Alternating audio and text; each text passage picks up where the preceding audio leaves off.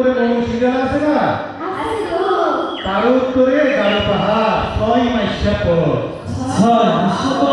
হ্যাঁ, এই গাড়ো পাহাড়ে ঘন ঘন জঙ্গল, মানুষজন নাই, বাঘ ভাল্লুকে ভরা। আর সেই জন্য বাসুরি তো হুমরা রাখা।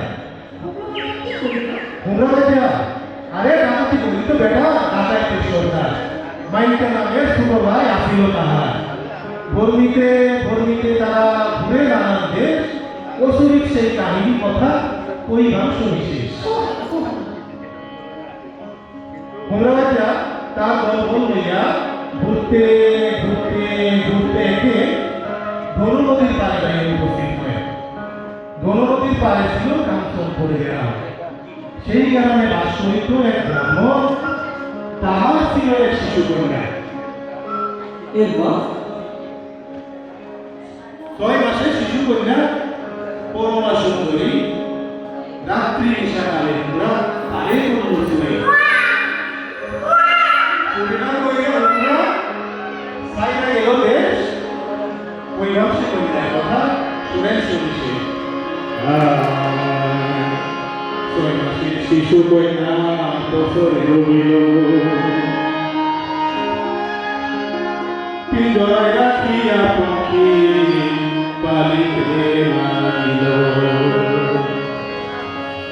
আরে কদিও তিল করি 16 বছর যায়, খেলা ও কসরত তারে যতনে শিখায়।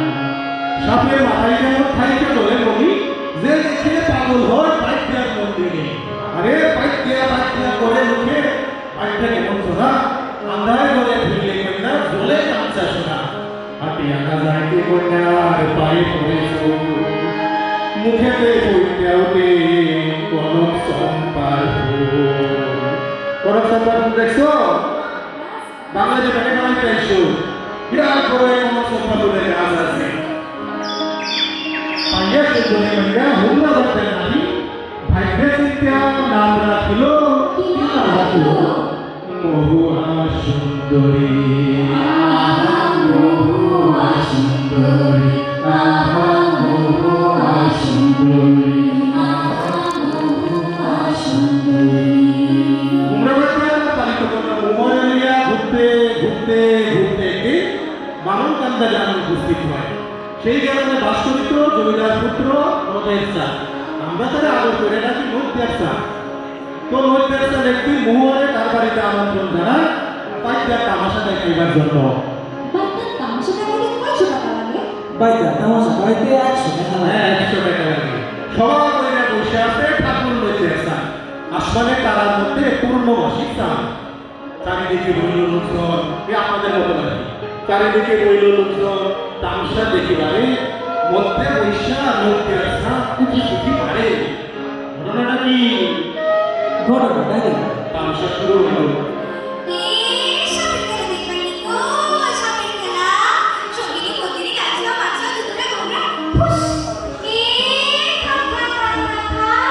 এই লাগলা ভেজলা সবার চোখে উঠলা, সবার কইলে ফুস ফুস।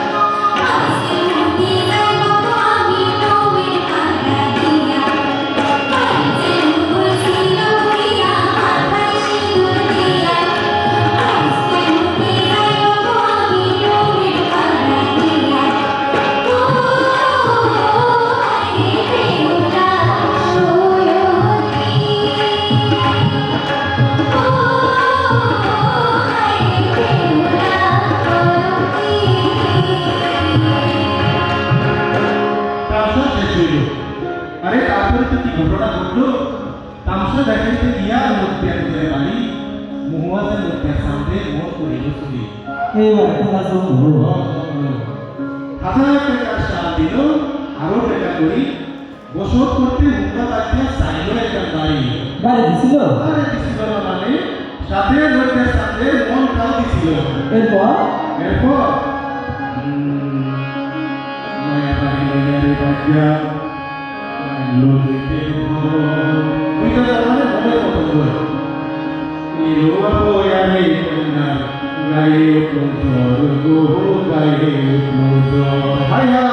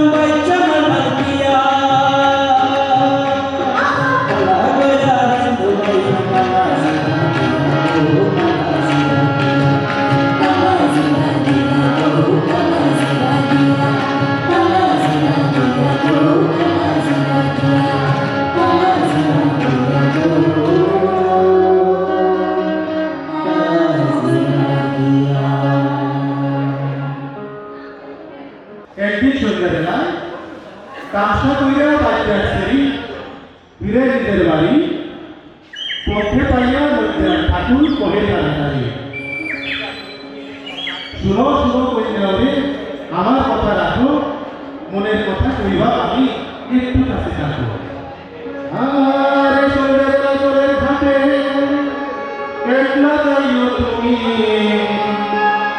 ভরা করছি কালকে তোমার তুই না দিয়া পাবে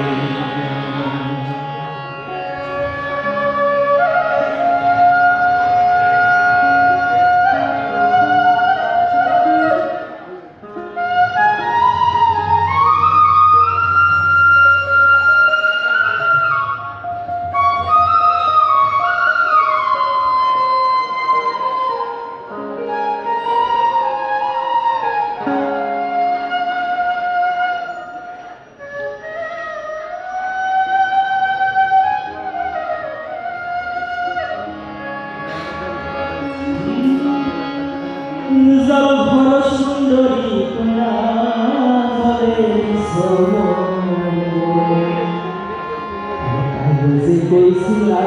কথা আছে স্মরণ